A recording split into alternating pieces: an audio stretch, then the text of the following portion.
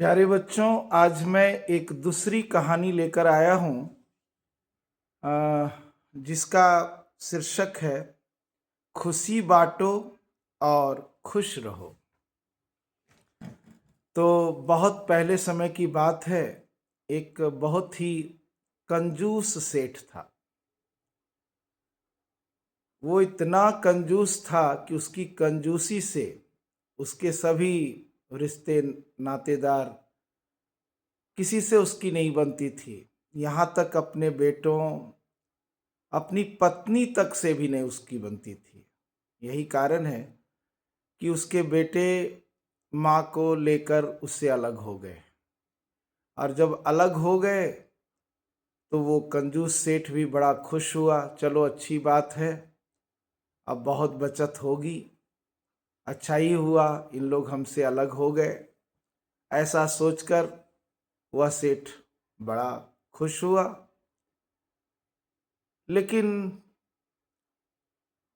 उसका जो एकाकी जीवन, अकेला जीवन, कुछ दिनों तक तो उसे बहुत अच्छा लगा, लेकिन बाद में उसका अकेलापन उसे खलने लगा और धीरे धीरे वह अकेलापन से बोर हो गया। और बोर हो जाने के बाद उसकी धीरे धीरे तबीयत भी बिगड़ने लग गई, बीमार रहने लगा। बहुत बीमार जब हो गया, काफ़ी इलाज भी करवाया, बहुत खर्च कर किए, लेकिन उसकी बीमारी दूर ही नहीं हो रही थी। तब एक पड़ोसी को उस पर बड़ी दया आ गई और पड़ोसी ने सोचा एक बार मिलना चाहिए।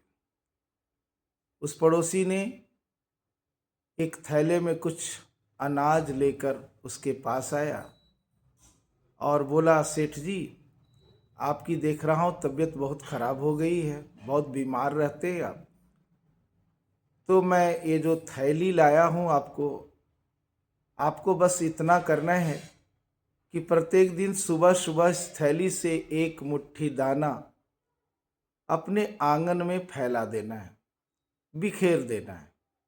फिर देखिए बहुत जल्दी ही आपकी तबीयत ठीक हो जाएगी। तो वो सेठ उसकी बात मान लिया और दूसरे दिन सुबह सुबह अपने आंगन में एक मुट्ठी दाना बिखेर दिया। और दाना बिखेरते ही चारों ओर से पक्षी आकर के चुगने लगे दाने को। अब वह सेठ जब दाने को चुगते हुए रंग बिरंगे बिरंगे पक्षियों को देखे तो उसे बड़ा आनंद आए। तरह तरह के पक्षी आकर दाना चुग रहे हैं आंगन में, फुदक फुदक कर इधर उधर हो रहे हैं, उसे बड़ा अच्छा लगे। अब उसका नियम बन गया, प्रत्येक दिन थैली से एक मुट्ठी दाना निकालना और आंगन में फैला देना। और जब वो फैला दे तो तरह तरह के पक्षी आए, दाने को चुगें। ऐसा करते करते कुछ ही दिनों में उसकी तबीयत ठीक हो गई। जब तबीयत ठीक हो गई तो एक दिन स्नान करके वो एक पैकेट मिठाई लेकर के अपने पड़ोसी के घर गया, धन्यवाद देने के लिए कि आपने जो नियम बताया उससे मेरी तबीयत ठीक हो गई। पड़ोसी जब देखा आते हुए सेठ को, उसे बड़ा आश्चर्य हुआ कि कैसे कैसे सेठ जी मिठाई का पैकेट लेके आए हैं।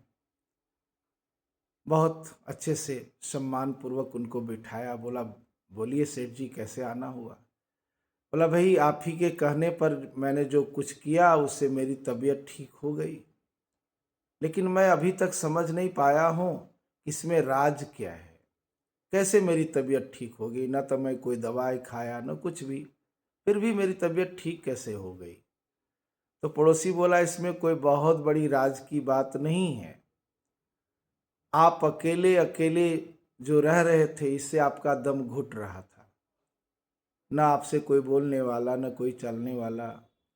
आप अकेले अकेले रहकर बोर हो रहे थे और आपकी धीरे धीरे तबीयत बिगड़ रही थी। मैंने जो आपको उपाय बताया, इससे क्या हुआ, आपको एक आनंद आने लगा, आपका अकेलापन दूर हुआ।